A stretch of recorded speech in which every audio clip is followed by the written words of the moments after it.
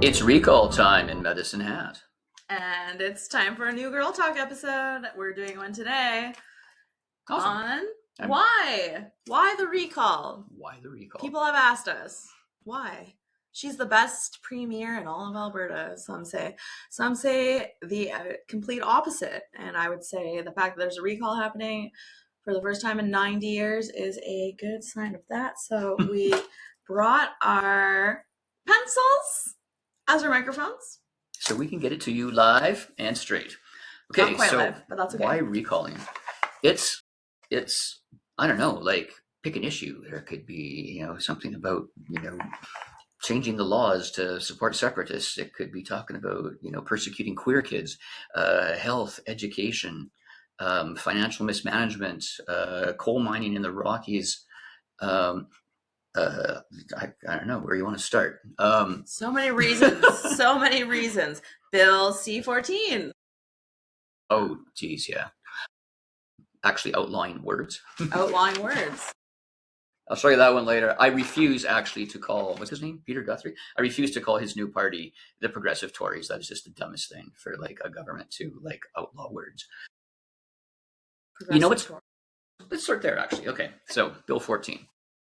What they did, the UCP, is they said that nobody can use the word conservative to name their political party. Now, there's a lot of people out there in Alberta who call themselves conservatives, naturally. Okay, let's just take that as a given. We're not even hoping to convert them, right? Out here in Medicine Hat, it's not going to happen. But what it does mean, though, is that now if you're not really paying a whole lot of attention, you're not really involved, if you want to call yourself a conservative, that means you're also a separatist, because the only way you can be a conservative now is to be a UCP conservative, because only the UCP can use the word conservative, and the UCP is a separatist party. We can get into that one too. The UCP is a separatist party. The UCP is a separatist party. So if you are part of the UCP, you are a separatist? Well, but that's where all the separatists are. Yeah, so not going like individual by individual and like I'm very intrigued by the separatist movement. I have my eye on those folks. I think it's a okay, well, this is a talks like a duck, walks like a duck thing, right? Okay, so like Danielle's, her keynote speech at the AGM, right? Like she comes out onto the stage, and in the first 5 minutes, it's like a half-hour speech or so. First 5 minutes, she uses the word fight over and over again. Like, hey, we're in a fight. We've been fighting and winning, and let's stick with this fight. Don't want to change anything when you're partway through. And just like fight. Okay, which is, it's on brand. That's how she was, elected. She got elected to fight Ottawa, right? Right. Okay, but like, what are we, fighting for, right? And so it turns out that what she then also said in that speech that she favors a sovereign Alberta within United Canada. She says she wants to give Canada a chance to see if it works. So that's what she's saying. But what is she actually doing? She's changing the laws twice to help the separatists. Yeah. Right.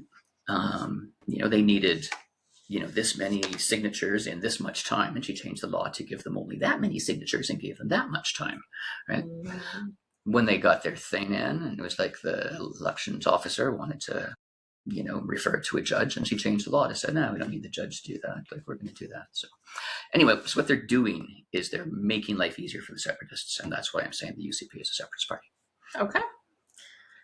I mean, that's definitely worth diving into a little bit more when you're looking into issues and stuff, if you're doing research. Because, to me, I'm just like, separatist, bad. Right. So it means you lose your CPP. And then, like, whatever else. I mean, she's pushing for the RC, like, Alberta Provincial Police Force, which nobody's really interested in. Messing around with queer kids and their doctors and their parents and their life choices and their hormones and stuff. That's a big part of the social media. That's a big part of the divide. The cultural war is talking about trans rights and trans, because that all gets tied into a bunch of theories and stuff. So sure, but is that the role of our provincial government? Right? No. Like, do we need to be even working these things out through the Premier of Alberta? No. And I think most Conservatives don't. So yeah, I mean, I guess that's part of why she canceled the word conservative for everybody else is that now if you want to be a conservative, it means you have to be anti-trans rights. It means you have to be anti-union. It means you have to be anti-Canada. It means you, obviously a bunch of things you're pro too. Obviously you're pro energy, which is fine. Being pro energy in Alberta only makes sense. But there's got to be other ways of being a conservative without being a Danielle conservative, because there are definitely conservatives out there who do not feel that we need to be picking on queer kids, who do not feel that we need to be funneling money out of the public school system and giving it to private schools, right? Who are maybe not so impressed with 2 years in, and we're not doing all that great on hospital waiting times, and there's been a lot of kerfuffle. Someone just died in the waiting room. Yeah, that was a tragedy for sure. I've just seen the headline. I don't know what's going on. That happened. It was in Edmonton. Yeah. So, and that's and so they dig out the charts for the ER wait times, right? And ER wait times seem to be very. I mean, I took my kid for she had the flu for like almost a week, and I took her to the hospital because that's what they say, like, don't keep treating it, bring her to the medical. So I brought her to medical, and it's like waited 4 hours to see a doctor who put us in a side room, not even like checked in, which is good, it's fine, and then he just gave us Tylenol and told us to go home, which is like, I knew I shouldn't have gone, but you try and do the best thing, and that's what literally, if you read a package of medication, it says to take them. But anyways, we're just trailing off about medical care stuff. Totally. I was just thinking though, like how lucky we are. If you're watching this from not Medicine Hat, yes, we think 4 hours is a long time. Calgary Edmonton is like, oh, you saw doctored 4 hours in your ER? Holy crap! Okay, so that was not bad, I guess, on a Monday night. Oh, okay. So like, say we go into another. The recall period is going to last for about 2 more months. So by the, say late February, getting into March, we're going to know if any of these recall petitions have worked, right? In that time,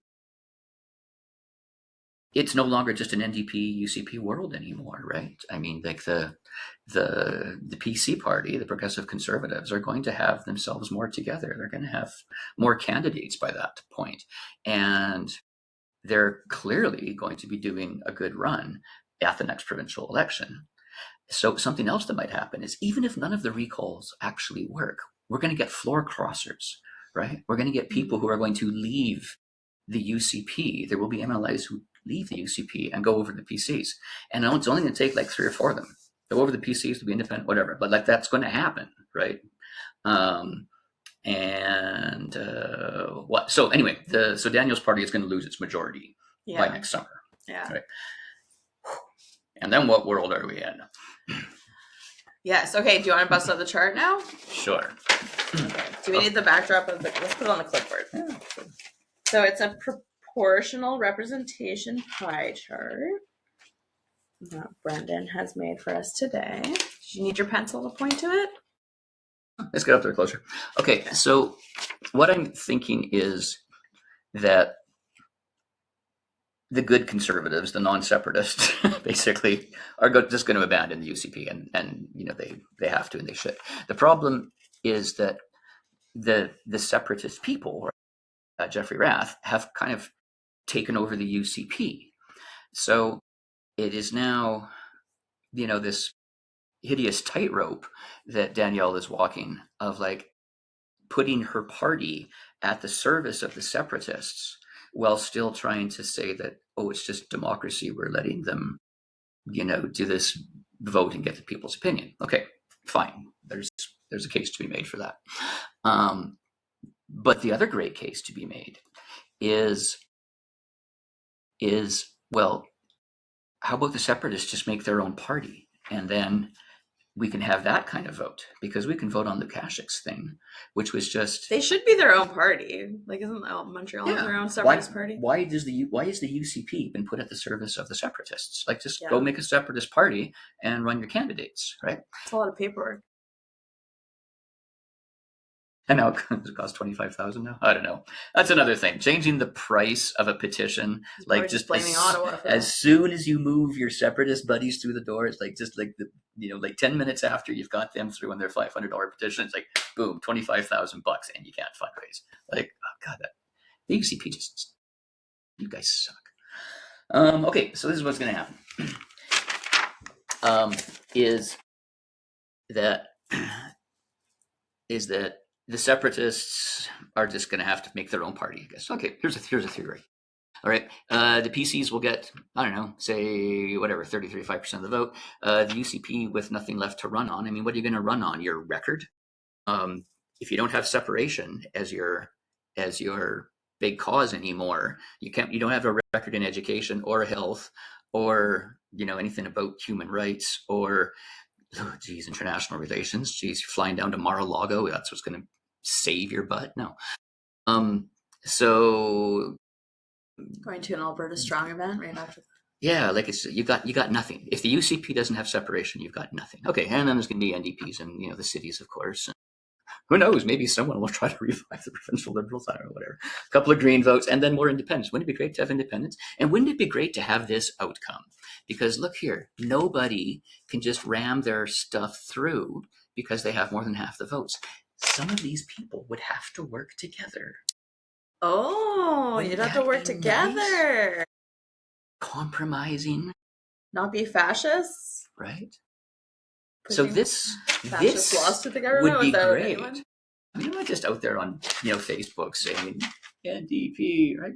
Yeah, I'm no one said that actually. No one said that. Yeah, my vote has been pretty promiscuous. I have voted NDP sometimes. One thing that comes up a lot is like the government's use of the notwithstanding clause. That seems to be a big issue. So that pisses a lot of people off, especially within the Conservatives. So can you explain that, anyone? Sure. Notwithstanding basically allows you to put aside the charter rights, the charter part of the Constitution. Okay, so one of those rights is to have like collective bargaining and collective action, which is what was happening when the teachers were on strike. That was a collective action. Mm-hmm. So 3 weeks in, and it didn't look like things were going great. But the teachers were legally on strike, right? It was, so the government passed a law to make the teachers go back to work. Mm-hmm. Except the problem is that law is probably unconstitutional because it contravenes your charter rights. Mm-hmm. So preemptively, they slapped another law on top of that, using the notwithstanding clause to say, we're going to just make the teachers go back to work on this contract we've imposed on them. And for 5 years, we're not going to let any court hear that. We're not going to let any judge look at it. We're not going to give the teachers a chance to like go lawyer up themselves and say, WTF, man, like you can't just end the strike and shove us back into a classroom on a contract that none of us agreed to. Right. And that's what the notwithstanding clause let you do. It's just like, yes, we can. You're right. And they did that a couple other times too, I think. So, and then the rest that was the biggest one. The rest were about trans things. So yeah. Oh yes. Trans women in sports. Oh, yes. Something about hormones and like healthcare things for trans. Healthcare things, yeah. Right. So all of those.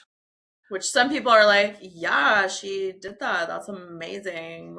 And they totally agree with those issues that they shouldn't be. So I guess good for them, but. Yeah, I just see that one as being really mean, and it's just not something that the provincial government should be.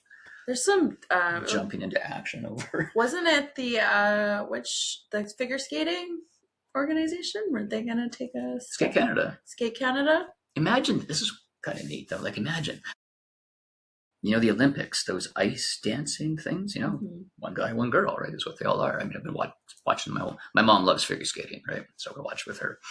The Olympics are going.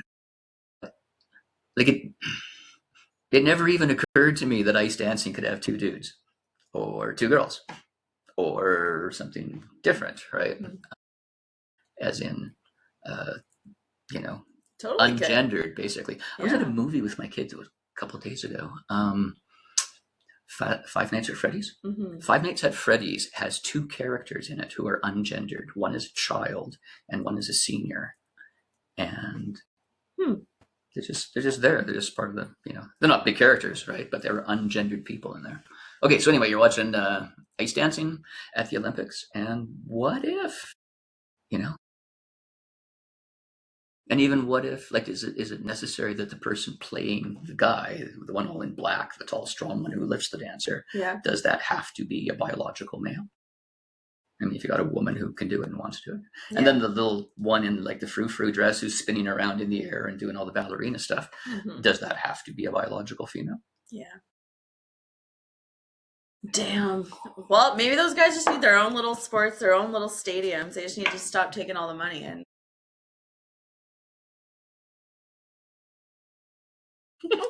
Right. Well, those are adult issues. Okay, yes. So like notwithstanding clause is just, you know, as people are you know, starting to handle their gender issues, I just don't see where the province comes in and says, just no, we're going to shut that down and not let you do it, and we're not even going to let you hire a lawyer or let a judge hear it. Like it's not like a law issue. Like it shouldn't be the law. It's like those are things like organizations like Skate Canada, NHL can figure out themselves. We don't need the government to decide for us. Right. It's just become political. And even the relation to the U.S. politics, obviously, there's a huge relation with the UCPs and the Trump government. I think to be a lot working together on the same. I believe it. Yeah, I mean, I'm not gonna go running down internet rabbit holes to find evidence, but of course, I believe that there is foreign money in basically any online political debate these days. Yeah, it's actually our previous prime minister, freaking Stephen Campbell.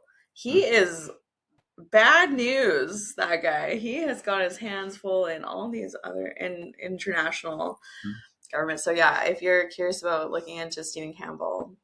Stephen Harper? Yeah. That Canadian PM? Yeah, Stephen Harper. Yeah, I read his book. It was called Right Here, Right Now. It was Stephen Campbell. He's a civic politician. He ran for city council in Medicine. Shit. That's right. Yeah. All right, yeah. Stephen Harper. He's exciting too. The guy that's got a restraining order on Kelly or something. Oh my. Okay, okay. Stephen Harper, the famous guy. Well, he's the head of a bunch of stuff that is not good. Like, and I just watched a video about it, so I don't have all the facts in my head, but I would say I can link that. I can show you that. That's that Nitty girl on TikTok. She's doing a bunch of research on all the politics, so she's a really good resource for Canadian politics right now, if you're wanting more information, so I can share that. Anyways, anything else? You want to pick another topic? Queer rights, education. Anyway, it's just... Well, we have 12 minutes left on this recording, so I wanted to do something digestible and quick. I'm going to be canvassing. There's a bunch of canvassing events. If you want to sign the petition, Recall DanielleSmith.ca. Recall DanielleSmith.ca. But yeah, if you click on there, it'll say where to sign. Yeah. The bakery is going to have a table, hopefully with both petitions on it. I mean, for sure, we've got the Danielle Smith one. Every day the bakery's open, Tuesday through Saturday from like 10 to 4. There's someone going to be there with Danielle with the Danielle petition. And I'm hoping, within the next week we can get that sorted out for a Justin one as well. I actually am a canvasser for Justin, right? Authorized one. I do not know if I can oversee signatures while I'm in the bakery. Whatever. We'll find somebody. Our problem, not yours. Just go sign it. When I'll be doing some tomorrow at Big Marble. There's a bunch going on. There's many opportunities to sign, and we have till March. Which date in March? It's like 90 days after you first get your letter. The first one was Nicolaides. He's probably going to be done by end of January, early February. And then, getting into March. There's like 24 recalls going on of UCP candidates right now. Wow. And they should all be wrapping up like from early February to early March, I think. And ours, of course we had to get in on it, right? I mean, at the time that we filed, well, I wasn't in on it, but at the time that the filer filed, For Danielle, there was already 10 or 15 going, and like, we have to. We can't just like let everybody else in Alberta carry that for us while we just keep giving her our vote for nothing, right? Yeah. So, yeah. Okay. So you got Justin Wright. I got Danielle Smith. So if you are interested in signing, we can let you know where to sign up. We give you some of that info. Yeah, just stay tuned and let us know if you have any questions or thoughts or opinions. Keep it nice though, because we've been bullied enough. People on the internet with opinions. Don't tell me I have snaggle teeth, okay? I did have braces. Thank you for having me. Okay, bye-bye.